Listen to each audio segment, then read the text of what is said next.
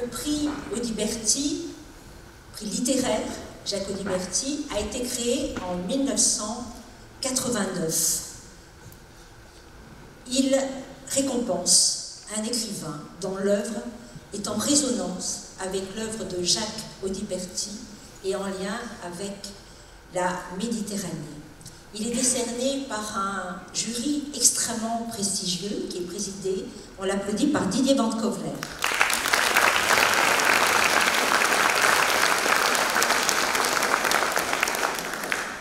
À ses côtés, membre du jury, évidemment, notre maire, Jean Leonetti.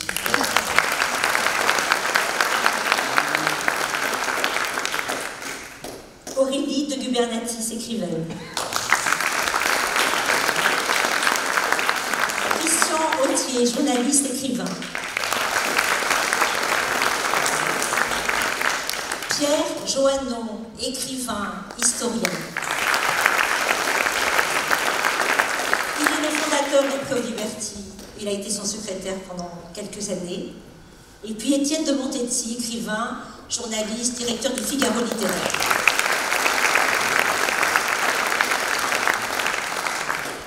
Et bien évidemment, Vénus Corrigata, qui n'est pas là, poétesse. Et puis Marie-Louise Audiberti, fille de Jacques Audiberti, écrivaine, qui n'est pas là, elle est souffrante, mais je sais qu'elle nous écoute. Marie-Louise, bonsoir. Vous êtes représentée ce soir par votre fils, Laurent Ponty Audiberti.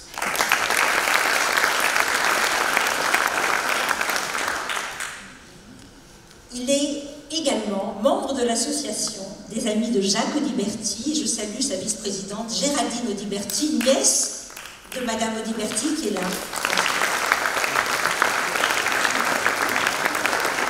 Et cette association a créé, depuis 2020, un prix jeune Audiberti, et qui a été décerné ce matin au lycée Audiberti, dans la salle Simone Veil. Je crois que Madame le proviseur, Madame Giraud, est là, je la remercie de nous avoir accueillis. À Julia Morer qui se lève. Voilà, Julia.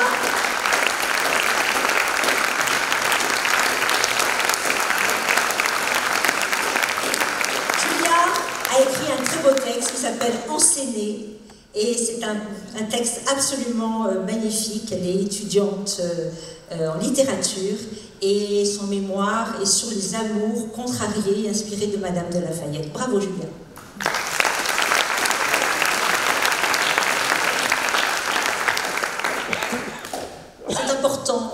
Que notre jeunesse soit véritablement, et c'est le souhait de notre mère, en lien avec ce prix littéraire. Cet après-midi, il y a eu une rencontre avec notre lauréat à la médiathèque et ça a été absolument passionnant. Voilà, je remercie mes collègues Yves Dahan et Hassan Ejelzouli d'avoir participé à ces rencontres avec les jeunes.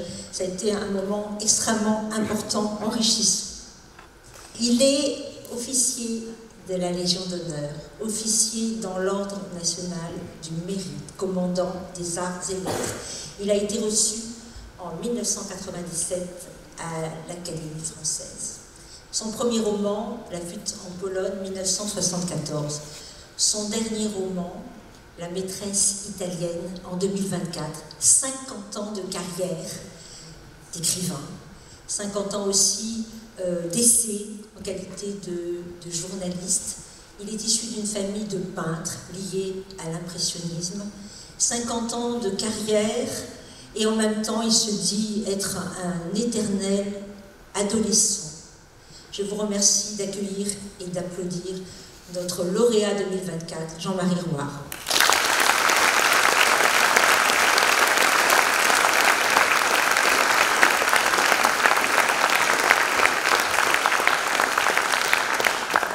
Je vous invite à le découvrir en images. Merci.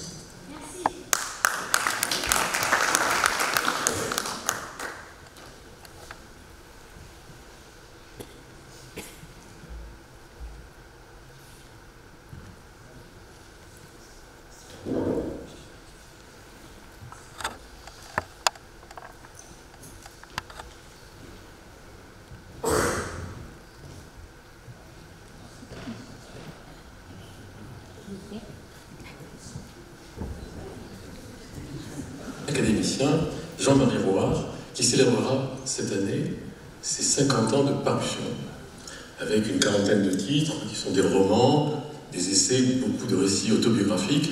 Et vous venez pour votre dernier livre, qui n'est pas l'ultime, et qui est consacré à Napoléon. Vous aviez déjà écrit Napoléon ou la destinée.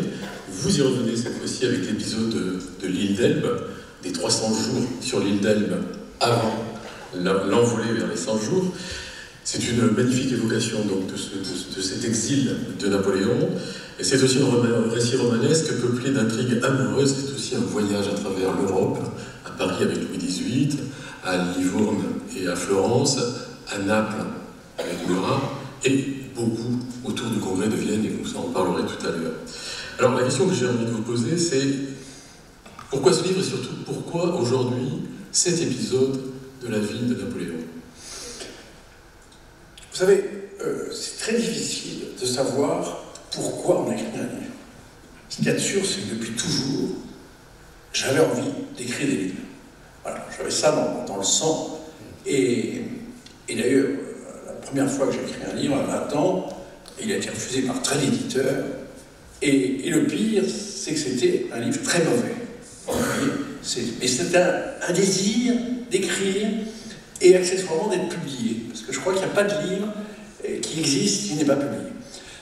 Et puis, ensuite, je me suis rendu compte qu'à partir de 1974, où j'ai enfin un livre a été publié, je me suis rendu compte que c'était un phénomène d'inconscient. Voilà.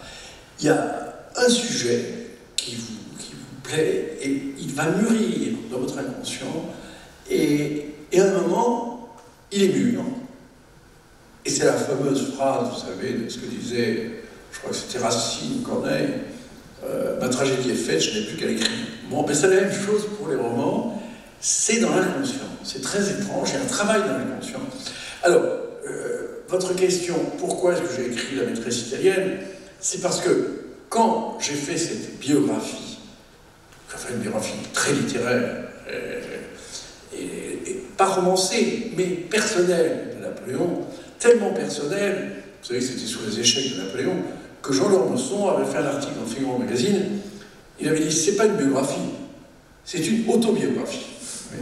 Donc c'est vrai que j'avais pris cet angle. Parce que je crois que ce qui est intéressant, et c'est la même chose dans les autres biographies que j'ai pu écrire, sur le duc de Morny, sur le cardinal de Bernis, c'est qu'il y ait toujours la vision de l'écrivain. Et je vais même être un peu prétentieux, qu'il y ait un peu de l'âme de l'écrivain.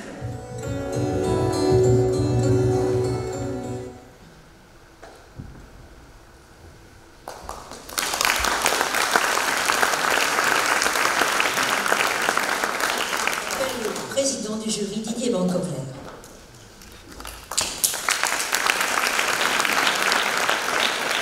Bonsoir à tous, nous sommes très heureux que vous soyez venus si nombreux pour fêter notre lauréat, cher Jean-Marie. Vous avez pu remarquer, en voyant les images du brillant palmarès de ce prix, vous êtes un peu en famille.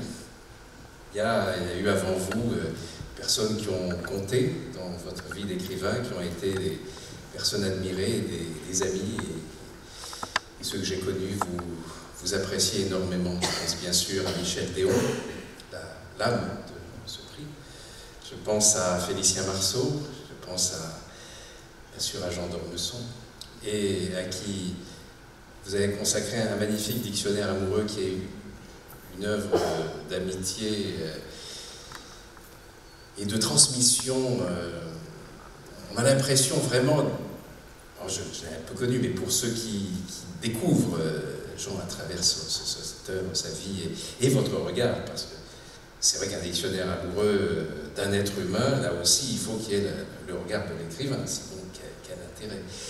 Et on se sent tellement proche, tellement en phase avec ce personnage, à travers votre regard, à travers toutes ses facettes. Et si je devais décrire en prenant quelques-uns des titres de vos livres, parce que il n'y a rien d'innocent dans le fait de choisir tel titre, tel autre. Un titre est là pour parler du livre et aussi pour parler de ce ton, de ce regard de l'écrivain. Je choisirais Devoir d'insolence. Je choisirais cette opposition qui s'appelle la vie. Et j'ajouterai ces amis qui enchantent la vie. Vous êtes à la fois un grand écrivain, vous êtes un vrai provocateur. Il n'y a pas un provocateur de salon ou de chaîne d'infos ou de stand-up. Vous êtes un insolent, dans le sens étymologique du terme aussi. Ça sort de ce qu'on attend d'un écrivain. Vous avez des engagements inattendus, toujours légitimes, parce que fondés sur le respect de l'être humain, le respect de la justice, le rappel à un certain, je ne dirais pas ordre moral, mais à une certaine conception de la manière dont on doit traiter l'être humain, quelles que soient les choses qu'on lui reproche. Et puis vous aimez ceux qui passent pour des vaincus, vous aimez ceux qui se révoltent, vous aimez ceux qui rebondissent, et Napoléon en est évidemment l'éminent exemple à travers votre dernier roman. On voit cet homme qui ne peut pas, évidemment, s'avouer vaincu, et ne peut pas s'arrêter d'organiser, de régenter. Et il va recréer, comme vous le dites, cet empire en miniature, cet empire bonsaï sur cette île, et tout en organisant, par moments, cette espèce de sous-préfet, il est dans les tâches les plus ingrates, et en même temps, il reconstruit sa cour, il reconstruit en même temps tout ce jeu d'intrigue qui lui permet de jauger tout le monde, et puis il va y avoir cette question, ce projet longuement mûri, longuement caché de sa fuite, et c'est pas étonnant, on se croirait dans un de vos romans, parce que ça arrive par une femme, un peu courtisane, cette comtesse mystérieuse. Je pense que c'est dans la suite de cette interview où vous avez prononcé cette phrase qui m'enchante, où vous parliez de vos rapports parfois un petit peu tendus, du moins des rapports un peu tendus que les historiens, avec un H en gras, nourrissent à votre égard, et parce que, oui, il n'aime pas qu'un romancier, avec son regard de romancier, vienne revisiter l'essence même de la vie. Comme vous dites, je n'écris pas des romans historiques, qui sont des romans fondés sur des événements. Moi, je m'attache aux personnages, je m'attache à l'être humain à travers certains moments de sa vie. Et dans cette émission, vous dites à un moment donné, j'ai fait des recherches sur cette mystérieuse comtesse, et les historiens ne s'y sont pas intéressés. Et là, tout à coup, je me suis dit, elle est à moi. Et là, ce cri du cœur qui parle tellement de vous, qui est tellement le fond de votre nature, de la nature de la majorité des romanciers, c'est vrai qu'on a besoin de se réapproprier le monde et les êtres humains, de les faire passer en nous à travers afin de les restituer dans leur vérité qui n'est pas l'exactitude des historiens, évidemment, qui est cette légitime intuition que vous brandissez comme réponse, comme étendard, comme bouclier parfois, quand on vous dit « Pourquoi fait telle chose? Qu'est-ce que vous en savez ?» Mon intuition. Ben oui, qui est souvent le plus court chemin pour atteindre la vérité. Lorsqu'on passe sa vie à creuser les méandres de l'âme humaine et les rapports de l'être humain avec l'entourage, les événements, les regards des autres. Et quand on referme la maîtresse italienne, évidemment qu'on y croit totalement. Et c'est trop beau pour ne pas être vrai. C'est une formule de Monterland. Et ce plaisir que vous nous donnez, ce sens du théâtre qui permet on est vraiment dans cette cour, et on est aussi parce que c'est pas un huis clos, on sort, on se promène beaucoup dans ce livre. Il y a un moment qui m'a terriblement amusé, c'est le portrait de Louis XVIII, vous qualifiez il est flasque, on dirait une grosse méduse, pleine d'arêtes douloureuses. C'est une phrase qui est jubilatoire à prononcer. Je pense que vous écrivez aussi à voix haute, parce qu'il y a un sens de la sonorité des phrases qui donnent à voir. Un romancier est là pour faire le moins de descriptions possibles, de descriptions plates, inutiles, style guide de voyage. Non, on est là pour donner à voir avec peu de mots, mais qui font image tout de suite, qui font odeur, qui font sensation, qui font ambiance. Et il y a tout ça chez Jean-Marie Roire, mais pas que. Il y a aussi toute cette dimension chez vous qui va au-delà de l'insolence, de la provocation en tant qu'attitude, que posture. Il y a un courage dans l'engagement. Et il y a, je dirais même, une pudeur du courage qui est l'apparente désinvolture avec laquelle vous vous attaquez mais à des montagnes. C'est pas les murailles de Jéricho, hein, c'est pas un coup de trompette qui va les faire tomber. Quand vous vous attaquez à l'affaire Omar, que vous qualifiez non pas d'erreur judiciaire, mais de complot judiciaire, et preuve à l'appui, vous démontrez tout ça.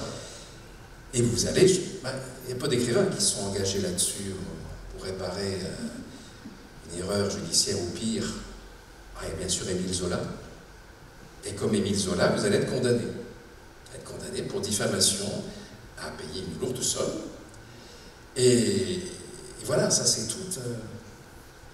je dirais, un écrivain ne se juge pas uniquement à l'intérieur de ses livres, quand en plus il a cette dimension au-delà.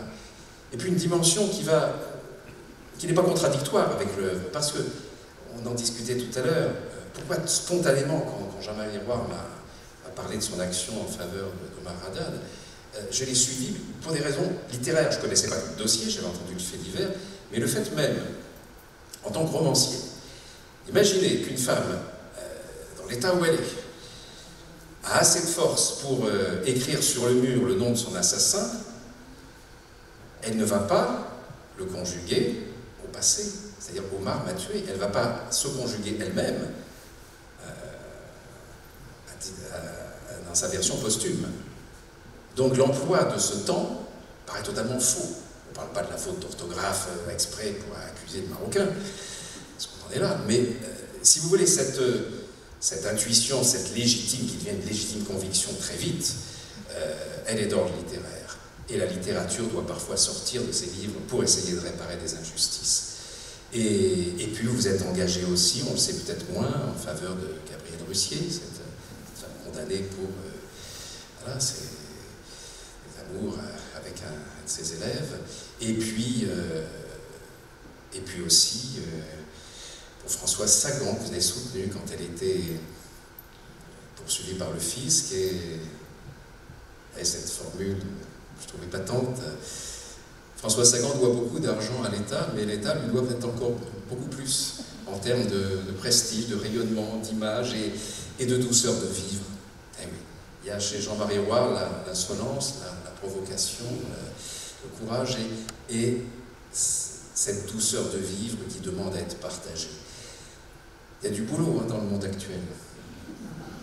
Les soldats de la douceur de vivre, j'ai besoin vraiment d'être mobilisés de manière très forte. Et je suis très fier de me sentir si proche à vos côtés dans ce combat-là. C'est pourquoi vous accueillir aujourd'hui dans ce cadre et dans le palmarès prestigieux de ce prix est un grand honneur et un vrai plaisir. Et puis, c'est terrible, j'ai employé le mot pardon tout à l'heure dans votre dernier roman. Je ne devrais jamais dire ça, surtout un confrère. Votre roman le plus récent, évidemment le suivant est en cours, un essai, autre chose. Évidemment que on ne peut que songer à la phrase de Cocteau, disant alors vous allez vous arrêter d'écrire un jour, puis vous avez mal aux mains, c'est douloureux, ça c'est terrible. Et Cocteau répond, quand je serai mort, je me retirerai, fortune faite. Je pense que Jean-Marie, vous êtes évidemment dans ce cas-là, et nous nous en félicitons parce que vous lire et vous entendre, parce que vous êtes et on va s'en rendre compte très vite ce soir, pour ceux qui ne seraient pas encore totalement convaincus, vous êtes un grand écrivain à l'oral aussi. Il y a une manière de faire vivre vos personnages, les lieux que vous aimez, de faire partager vos indignations avec ce calme sourire de la férocité calme qui vous caractérise parfois. Et puis vous êtes un formidable camarade. Je vous ai vu avec Jean d'Ormesson, je vous ai vu avec Félicien Marceau, qui ont partagé cette amitié pour cet homme merveilleux. Et avec, et ça c'était plus récent, avec Philippe Tesson, le prix Roger Nimier, que présidait Jean-Marie et que j'étais juré, était le théâtre d'un affrontement de deux intelligences, de deux humours, de deux hypocrisies jubilatoires parfois, parce que l'hypocrisie est parfois un chemin pour atteindre l'authenticité, la sincérité, en faisant mine d'épouser ou de diverger par rapport aux opinions de l'autre. Et c'était des joutes extraordinaires. Merci d'être toujours là et merci de la longue vie qui vous attend, j'en suis sûr, et dont nous profiterons. Parce que vous ne serez jamais à court d'imagination, ni de curiosité, ni de volonté de jubilation, et vous ne serez jamais à court de combat, le monde étant ce qu'il est. Donc, on peut s'en désoler pour le monde, mais s'en réjouir pour nous. Et je terminerai sur une de vos dernières provocations à laquelle j'ai été associé. C'est assez rare, les présidents de jury, qui, en accord avec leur jury, décident de se saborder. C'est encore plus rare lorsqu'il s'agit d'un jury exclusivement masculin, qui, à l'initiative de Jean-Marie Roy, décide de se saborder en laissant la place à un jury féminin. C'est le cas pour le prix Roger Nimier. Ça, c'est une provocation et qui n'est pas dictée par le fait de vouloir faire brancher, tendance, féminisme, tout ça. Non, c'est pas n'importe quelle femme. On a choisi Jessica Nelson et celles qui s'entourent sont de grandes personnalités des lettres, et puis des personnes qui incarnent ce qui est pour Jean-Marie l'une des vertus, une qualité les plus hautes, c'est la bonté. Oui, dans les deux sens du terme, il faut être bon. Il faut être un bon écrivain, mais il faut être un écrivain bon. Et c'est ce qui fait toute la différence. À qualité de style égale, il y aura toujours ce petit plus-là, qui est aussi une des raisons pour lesquelles nous vous apprécions et nous vous aimons.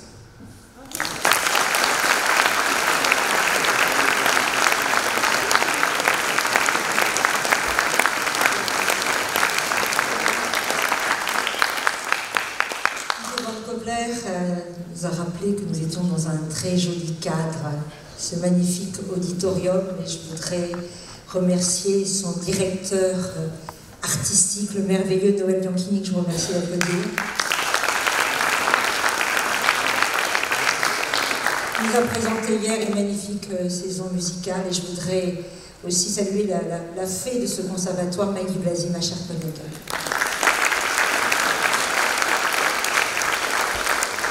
C'est un conservatoire de musique et d'art dramatique, et le professeur d'art dramatique est Luc Girard, qui a choisi un texte, choisi d'ailleurs dans votre dernier ouvrage, cher Jean-Marie Roire, La maîtresse italienne. On va pouvoir découvrir votre magnifique écriture, et probablement ce moment important où Napoléon va quitter l'île d'Elbe. Il est vrai qu'ici, on célèbre beaucoup le 1er mars 1815 en costume à Golfe-Juan. Et on connaissait beaucoup moins cette période de ces 300 jours sur l'île d'Elbe.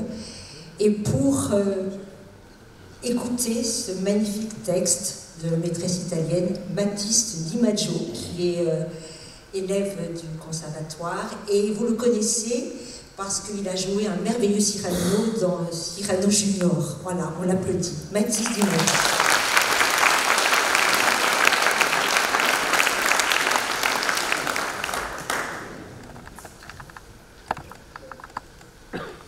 Dès les premières heures du matin, le port est le centre d'une agitation fébrile.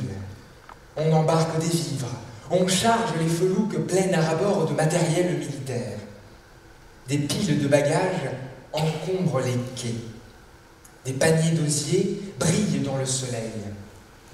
Des mâles s'entassent pêle-mêle. Les chevaux, refusant de monter dans les barges, se cabrent en hennissant. La baie se couvre de voiles et de barques à rames qui approvisionnent la flottille à l'ancre, serrée autour de l'inconstant flambant neuf. Repeint à la manière d'un brick anglais, ressuscité de son piteux naufrage, calfaté, radoubé, ayant hérité d'un gréement neuf, il a fière allure. À ses côtés, l'Espérona de la Caroline, la Polacre Saint-Esprit, le Chébec l'Étoile, les Aviso la Mouche et l'abeille flottent sur les eaux turquoises. Même la gabarre à la voile ocre du marchand d'huile a été réquisitionnée. Il fait un temps presque printanier. Un beau soleil règne sans partage. Une légère brise fait frissonner la mer. Au Mouligny, tout au long de la journée, on procède à la cérémonie des adieux. Napoléon, le grand proscrit, reçoit les notabilités de l'île. Et il annonce que le docteur Lampy est promu général de brigade et gouverneur de l'île. Il distribue ses propriétés à ceux qui l'ont le plus aidé. Puis c'est le souper, rapide comme il se doit. Ensuite, un dernier adieu à Pauline et à sa mère. À 7 heures pile, qui sonne au carillon de San Francisco, il monte dans sa calèche en compagnie de Bertrand. Il est vêtu de sa redingote verte à parements blancs de colonel de la garde. Les amis suivent à pied. Toute la ville est en liesse. Une immense foule s'est rassemblée. À la lueur des torches, dans une lourde haleine de sueur et de patchouli, de vin et de poudre, elle raccompagne le grand proscrit jusqu'au port. Sur les chemins, les ruelles sont éclairées. Les Helbois, juchés sur les terrasses et sur les toits de leurs maisons, ont suspendu des lampions aux fenêtres. Quand la calèche arrive au port, la foule éclate en acclamations. Il passe la porte de mer. Une marée humaine l'attend. Le maire voudrait saluer son départ. Il a préparé un discours, mais les sanglots l'étouffent. Le grand proscrit prend la parole. Il harangue la foule qui frémit. Il trouve une fois encore les mots qui touchent le cœur. Adieu, Helbois, je vous aime. Vous êtes les braves de la Toscane.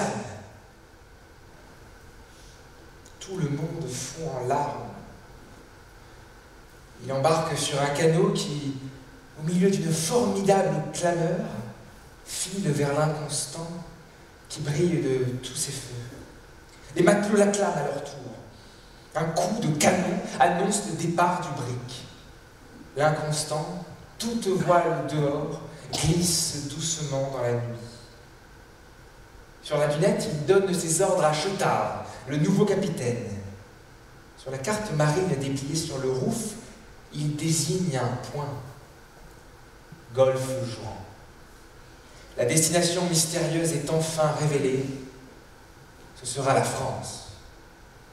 La vieille garde l'ignore encore, qu'importe. Avec lui, elle serait allée au bout du monde.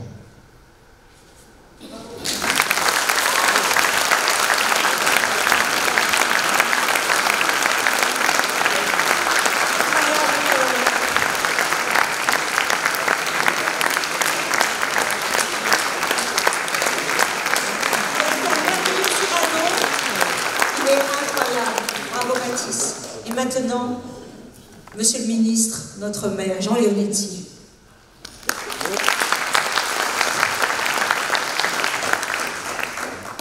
Je suis partagé entre le plaisir et l'angoisse. Voilà. Le plaisir, il est que j'ai un rendez-vous avec, depuis 1989, cher Pierre, grâce à toi, un prix littéraire se crée en Antibes. Et cette joie, c'est d'y voir un jury exceptionnel et d'avoir vu se succéder des prestigieux auteurs dont je garde encore au fond de moi le souvenir, et ceux que vous avez cités sont peut-être ceux qui m'ont le plus marqué. Le brio, l'étincelle dans l'œil bleu d'Ormesson et la douceur profonde de certains autres qui ont fait que chaque fois qu'on vient ici, on a une chance, c'est de se trouver avec un auteur exceptionnel qui se dévoile. Et l'auteur se dévoile au travers d'une lecture. Et puis il y a l'angoisse parce que je passe après Didier, je passe après l'auteur, je passe après tout ça, et que je me suis fixé une mission un peu simple, un peu simpliste. Mais ce soir, elle est plus difficile que d'habitude, parce que je dis, je vais transposer ce que dit l'auteur dans le monde contemporain, et je vais l'appliquer à la politique. Aïe, aïe, aïe. Napoléon aujourd'hui, dans un contexte un peu wack, un peu cancel culture, faut-il encore prononcer son nom? Faut-il encore admirer le grand proscrit? Faut-il encore considérer que cet homme a marqué la France, l'Europe, qu'on utilise encore son code civil, et qu'il avait cette double facette que vous décrivez si bien, à la fois ce visionnaire, mais en même temps cet homme profondément humain qui s'intéressait aux plus modestes. Parce que, en fait, Napoléon, vous l'avez compris, il est à la fois l'empereur, bien sûr, et probablement un peu despote, mais il est aussi et surtout ce jeune Corse qui, par la voie la plus difficile, celle des militaires et du courage, arrive à battre finalement les tyrans et à faire en sorte qu'ils le veuillent ou non, que les autres le veuillent ou non, les royautés décadentes de toute l'Europe vont s'effondrer grâce à lui. Oui, vous avez une tendresse, et j'ai la même, pour la noblesse des vaincus. Cette noblesse qui apparaît lorsque l'impasse arrive et que le choix est fait d'aller vers, non pas la résignation, mais la belle défaite. J'aime bien, moi, les vieux livres dans lesquels on voit Vercingétorix jeter ses armes aux pieds de César. Et bien sûr, Vercingétorix est à cheval et César est en bas. Le vainqueur est en bas et le vaincu est en haut. J'aime bien aussi que finalement, Charles de Gaulle, par provocation, ait choisi de faire un référendum qu'il savait perdu pour partir avec le panache de la défaite. Et finalement, cette défaite, elle est imprégnante de l'ensemble de la poursuite de la légende. Parce que l'histoire, les historiens avec le grand H, comme le dit Didier, ils écrivent des faits. Mais nous, dans l'esprit collectif, nous portons des légendes. Et nous savons bien que cette légende, elle est plus forte que la réalité. Elle est plus forte que la réalité, parce que nous l'avons enjolivée de toute l'espérance que nous mettons dans ces hommes et ces femmes qui ont marqué notre histoire et qui l'ont faite. Bien sûr, Clovis se fait sacrer, se fait baptiser, probablement avec des visées un petit peu complexes, et peut-être plus politiques que christiques, mais le fait que la France soit marquée dans un roman national par différentes figures lui donne ses repères, qui fait que le courage, c'est Bayard, la détermination, c'est Jeanne d'Arc,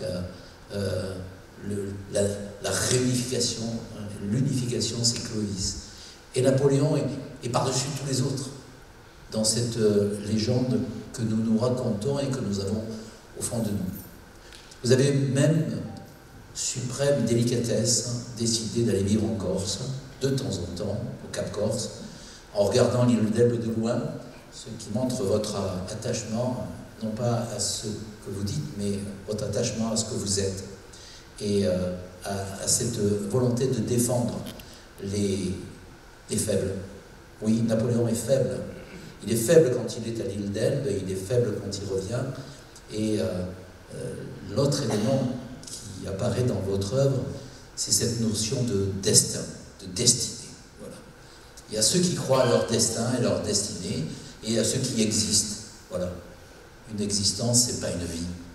Et Napoléon a ça au fond de lui, profondément, si bien que, effectivement, il croit à sa destinée. À la destinée, non pas à la destinée telle que l'on conçoit dans le monde actuel. Il croit au tragique de sa destinée. Voilà. Et donc il défie tout. Voilà. Un jour, Gros, qui est probablement un excellent photographe, photographie Bonaparte sur le pont d'Arcole. Voilà, le pont d'Arcole. Peu importe qu'il ne l'ait pas franchi, et peu importe qu'il soit obligé de retourner à l'autre rive quand il essaie de le franchir à la tête de ses troupes. Ce qui est important, c'est l'image. C'est cet homme qui prend un drapeau, qui, devant l'échec, n'accepte pas l'échec et préfère la mort à l'échec. Et puis, bien entendu, pourquoi cet homme ne coule-t-il pas avec l'inconstance son bateau, si mal nommé d'ailleurs, alors qu'il y a la tempête finalement, et les vagues ne lui servent qu'à échapper au navire qui le surveille, l'île d'Elbe, pour voir qu'il ne s'échappe pas. Et pourquoi cet homme, dans une provocation extrême, à Grenoble, ouvre sa vareuse verte. Il dit à ses soldats, tirez sur votre empereur. Et immédiatement, le cri survient partout, vive l'empereur. Je racontais une histoire un peu anecdotique de ma grand-mère, mon arrière-grand-mère.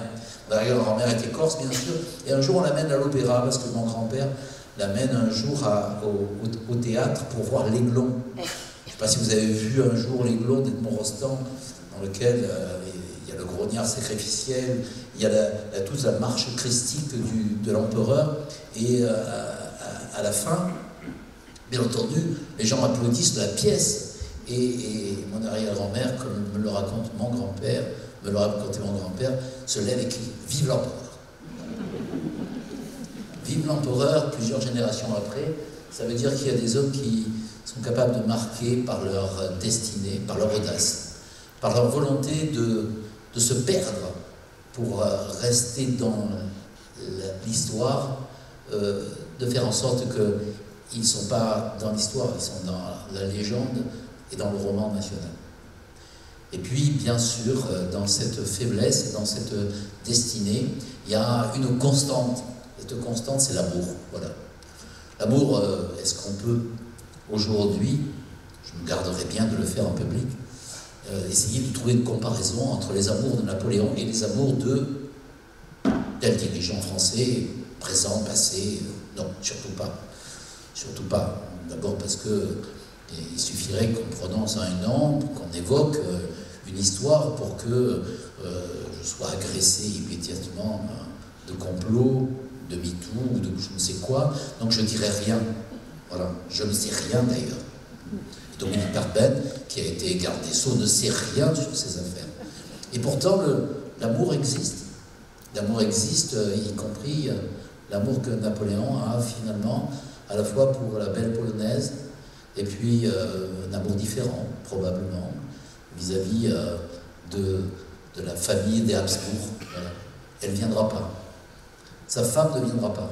Et lui, il pense qu'elle peut venir. Et il fait tout pour se dire, et peut-être y a-t-il une petite chance que ma femme légitime, un peu comme on raisonnerait un Corse de cette époque, elle ne peut pas ne pas venir me voir, je suis le père de son fils. Non, elle ne viendra pas. Par contre, il y a une autre histoire qui est plus cocasse, plus opportuniste, qui est celle de ce joli officier anglais.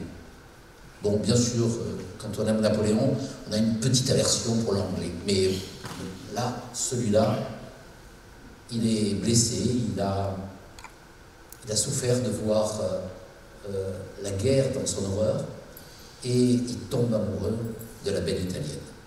La belle italienne, je ne vous en raconte rien, parce qu'elle n'existe pas dans les livres d'histoire, elle n'existe que parce que notre lauréat l'a inventée. Ou plutôt, il a réinventé. C'est une espionne, c'est une amie de Murat, c'est une missionnée par Napoléon. Allez, moi j'ai ma version.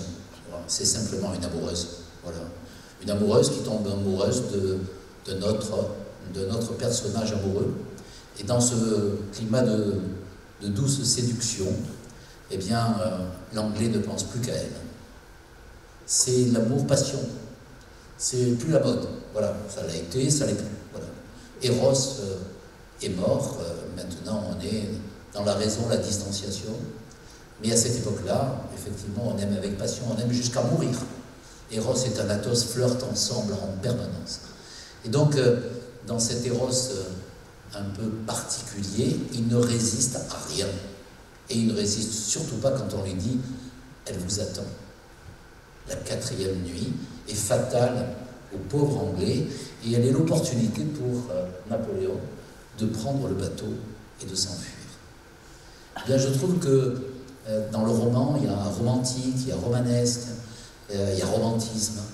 Et au fond, de voir que l'histoire de France, l'histoire dure, l'histoire des batailles, des morts, des souffrances, des pleurs et des larmes, cette histoire-là est aussi agrémentée en secret par des histoires d'amour qui, à mon avis, devaient être particulièrement torrides. Elle a la bouche mutine et le regard malicieux, elle a probablement une jolie chevelure et un beau port de tête. N'importe qui en tomberait follement amoureux, surtout un Anglais déçu de n'être qu'un garde-chiourme d'un homme qui enfantit le bien. Alors il reste bien sûr le romancier, je ne vais pas m'étendre sur l'immense qualité de la qualité du style, mais au fond, est-ce que cet homme n'écrit pas son autobiographie permanente? C'est un grand vaincu, vous le voyez, il n'a pas réussi dans la vie. Il n'a pas réussi à vendre son premier livre, il n'a pas réussi son bac de la première fois, il n'a pas réussi à rentrer à l'Académie française au premier coup. Voilà. C'est ce que je dis souvent, c'est ce qui brille le plus, ce sont les constants. Voilà. Et finalement, aujourd'hui, ce chemin, qui est un chemin de beauté, puisque Didier l'a rappelé, vous avez soutenu des causes difficiles contre les pouvoirs en place. Vous avez soutenu les innocents contre les coupables. Vous avez soutenu en fait les faibles, les vaincus, contre les vainqueurs médiocres. Et vous avez dans votre plume et dans ce que vous racontez, mais aussi dans ce que vous êtes, une part de merveilleux extraordinaire. Et dans cette part de merveilleux, je me plais à penser que peut-être un jour, au début du siècle dernier, un enfant sur la plage de Golfe-Juan, admirateur lui aussi, comme son père d'ailleurs, de Napoléon, s'amusait à faire du sable et à faire des petits châteaux. Et que dans ces petits châteaux, il y voyait peut-être débarquer l'empereur Napoléon et que ce petit garçon s'appelait Jacques Audiberti. Merci.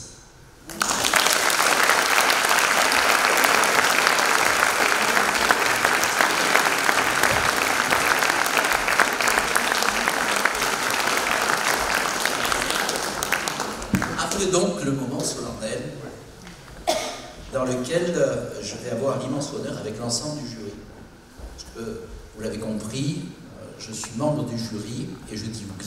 Voilà. Donc généralement c'est Didier qui m'impose un auteur, donc vous ne me devez rien, mais rien. Voilà. Généralement il y a quelques couches supplémentaires qui viennent par derrière et qui disent bon, c'est lui le meilleur. Et puis moi, comme j'ai une culture un peu plus limitée que la leur, j'ouvre le livre et je dis qu'est-ce qu'il voilà. Et donc aujourd'hui, le prix littéraire Jacques Audiberti est décerné à Jean-Marie Roy, membre de l'Académie française, pour l'ensemble de son œuvre.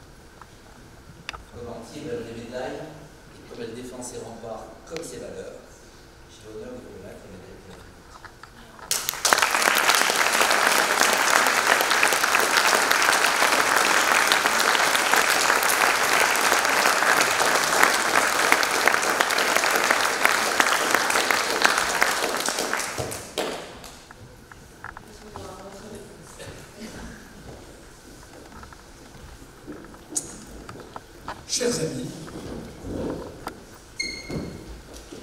depuis quelques heures, et particulièrement depuis quelques moments, je n'arrête pas de me pincer. Je me pince parce que j'ai l'impression que je rêve. C'est le rêve d'un rêve, qui était celui, adolescent, de devenir un écrivain. Et comme M. le maire a très bien dit, ça a très mal commencé, je ne parle pas du bac, mais le premier livre refusé par 13 éditeurs.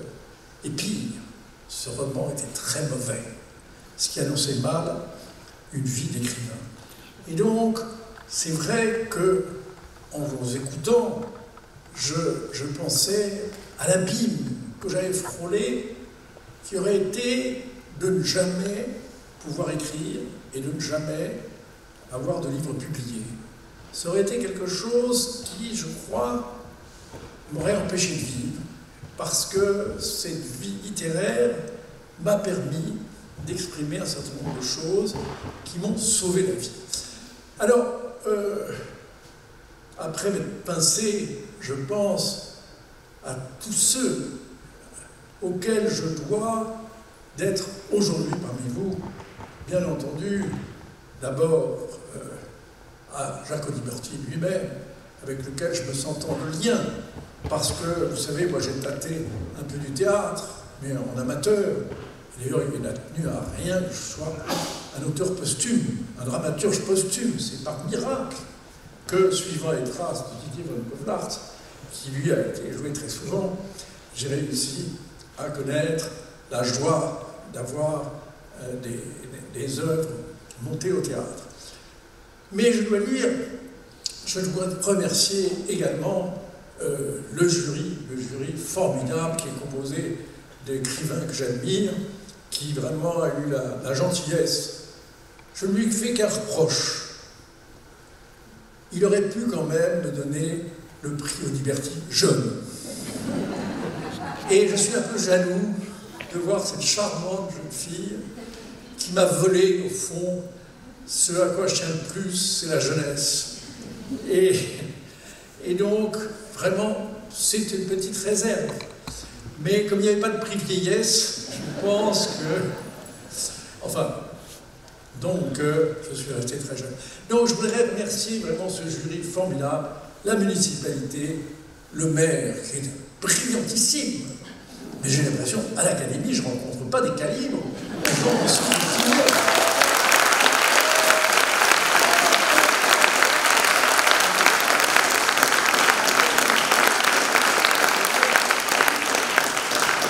D'ailleurs, je pense qu'il pourrait nous rejoindre.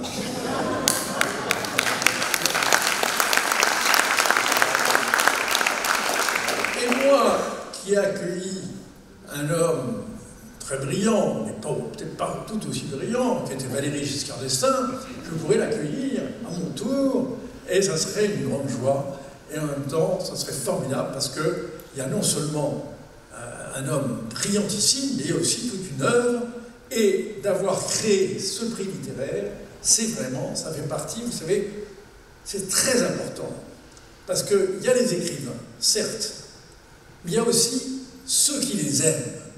Et il n'y aurait pas d'écrivain s'il n'y avait pas des lecteurs. Parce que ces lecteurs, ils sont consubstantiels et ils ont eux-mêmes une part de cet esprit notamment l'esprit français, qui se maintient grâce à ces formidables lecteurs qui en France sont fondamentaux dans la civilisation française. Vous savez, il y avait un grand écrivain allemand qui s'appelait Curtius, qui en 1935 avait fait un magnifique livre sur la France, et disait « La France repose sur 3 piliers, l'État, le catholicisme et la littérature. » Et cette littérature, elle est maintenue par les écrivains, mais elle est aussi maintenue grâce à tous ces lecteurs et à tous ceux qui favorisent la lecture, comme cette municipalité qui, vraiment, sur le plan culturel, fait des miracles. Alors, dans tout ce que vous avez dit, et qui m'a profondément ému, c'est évident, puisque je me pince encore, et je veux me pincer encore pendant quelques temps, puisque c'est une consécration absolument formidable, Et je vais reprendre un peu ce qu'a dit mon ami Didier Van Kovlart, qui a fait un discours brillantissime. Je l'ai dit tout à l'heure, j'aimerais qu'il soit enregistré et que dans mes moments de déprime, je puisse l'écouter pour m'éviter le désespoir. Et quand je suis quand des Libérations, Le Monde oublient de parler de mes livres, j'écouterai avec joie ce que dit Didier Van Kovlart en disant tout n'est pas perdu, j'ai peut-être une petite chance de devenir un écrivain. Et Didier Van Kovlart, dans son brillant exposé, et c'est vrai que j'aime bien les compliments, je le reconnais, je doute beaucoup de moi, mais j'adore les compliments, ça compense. Et a dit quelque chose, il a parlé de mon insolence. Eh bien, je pense que c'est très juste. C'est très très juste. Néanmoins, je voudrais le replacer dans quelque chose de plus vaste. J'ai l'impression que, comme tous les artistes, mais particulièrement les écrivains, je défends l'individu contre la société, la loi naturelle contre la loi sociale. Parce que je pense, comme un homme admirable qui s'appelait La Boétie, l'ami de Montaigne, mais Montaigne lui-même, que nous sommes oppressés par la société, qui nous impose un certain nombre de choses, qui nous impose ses guerres, qui nous impose ses guerres religieuses, qui nous impose énormément de choses. Et l'individu se sent frustré parce qu'il sent que sa personne, son âme, eh bien, ceux qui le dirigent n'en tiennent pas compte. Et dans cette frustration qui accompagne chaque individu, il y a ce désir d'être enfin compris, de trouver l'âme sœur. Et cette âme sœur, il le trouve chez les gens qui sont des écrivains, qui, justement, sont un peu des anarchistes. Alors, évidemment, c'est très compliqué pour quelqu'un comme moi, qui a été au Figaro à 2 reprises, qui est à l'Académie, de passer pour un anarchiste. Néanmoins, je me sens profondément anarchiste, mais pas au sens de Ravachol qui posait des bombes. Non, je suis un anarchiste pacifique. D'ailleurs, je suis un napoléonien pacifiste, ce qui est un peu compliqué aussi. Tout ça est très dur à vivre. Mais je pense que le terme qui conviendrait, c'est le terme qui était employé par un écrivain allemand qui s'appelait Ernst Jünger, c'est le mot anarque. Anarque, c'est quelqu'un qui ne supporte pas les dictates, les pensées, le conformisme de la société, mais qui en même temps n'est pas un violent, ne veut pas bouleverser l'ordre social, il veut simplement faire entendre la voix de l'individu, la voix des âmes, qui est oppressée par tout ce qui est la société. Toute société est un peu oppressive. Voilà. Et je pense que c'est ce que les lecteurs, c'est ce que vous recherchez, c'est ce que nous recherchons, parce que avant d'être un écrivain, j'ai été un lecteur. Je me suis gavé de lecture, et d'ailleurs, je suis un miraculé de la culture générale. C'est grâce à ces lectures, c'est pour ça que je voudrais aussi remercier tous ces écrivains qui ont fait le bonheur, non seulement de mon adolescence, mais jusqu'à aujourd'hui. C'est extraordinaire d'ouvrir un livre et subitement de s'embarquer dans une aventure extraordinaire. Une aventure qui, non seulement vous fait rêver, mais en même temps vous amène dans les profondeurs de nous-mêmes et nous révèle à nous-mêmes. Vous savez, c'est quelque chose d'extraordinaire, cette lecture. Ça permet de se situer et ça permet également de se dire que l'homme est toujours le même. Il est toujours le même depuis Socrate, dans toutes les civilisations, que aussi bien chez les Japonais avec Kawabata, que dans tous les pays du monde avec Borges. Et c'est extraordinaire de retrouver cette même fraternité et ce même désir d'essayer de chercher, de trouver les clés de la vie. Je crois que c'est C'est ce que nous cherchons tous, parce que cette vie, elle est tellement mystérieuse par ce destin, ces circonstances, ces rencontres extraordinaires. Je pense que nous sommes en permanence en train de nous demander qu'est-ce qu'elle signifie. Et il y a un merveilleux poète qui s'appelle Paul Jean Toulet qui disait « Tout n'est que signe, masque et symbole, et peut-être qu'un jour, nous saurons de quoi. » Merci.